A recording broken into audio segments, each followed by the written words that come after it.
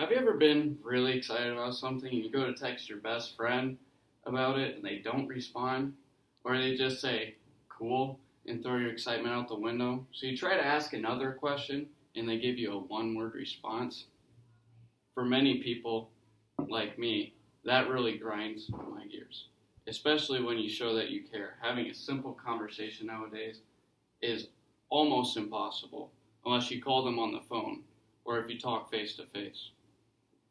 I hate texting because of these three reasons. Number one, people don't respond. Number two, people don't care to carry on the conversation. And number three, there are no nonverbal cues you can pick up in a text message. So that brings me to my first point. Number one, I hate it when people don't respond. When I'm asking for help or I need something important and you don't respond back, I at least have enough respect to say something, especially if you read it.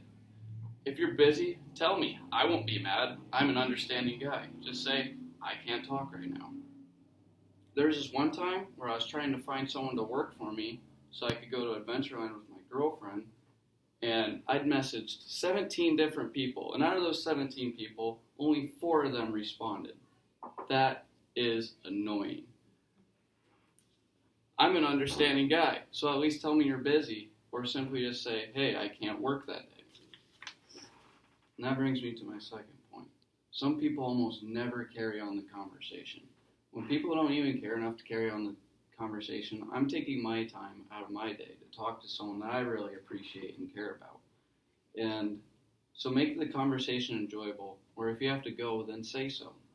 There was this one time, I had a really good friend. We did everything together, but I hated texting her because she always never carried on the conversation. I would ask, hey, how was your day? And she would say, good. Crickets. So that bugs me. And then I'd try carrying on the conversation and ask a question like, what did you do today? And she would say, nothing.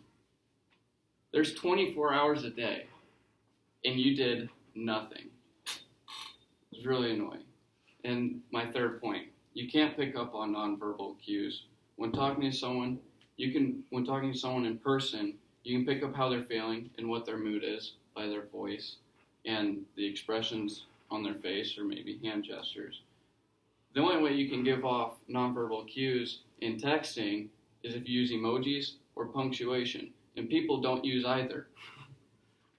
One time I was talking to someone, and they always ask if I'm mad or upset, because I like using full sentences and I don't use text talk. And so I'd say, why would I be mad? I'm never mad. And so I try using more emojis and punctuation marks to convey what I'm feeling. And then people tell me I'm using too much emojis. So what am I supposed to do? So in conclusion, texting is such a limiting form of communication. When you call someone on the phone, you don't have to worry about people not responding or hanging up on you, because that just doesn't happen unless they're really mad at you.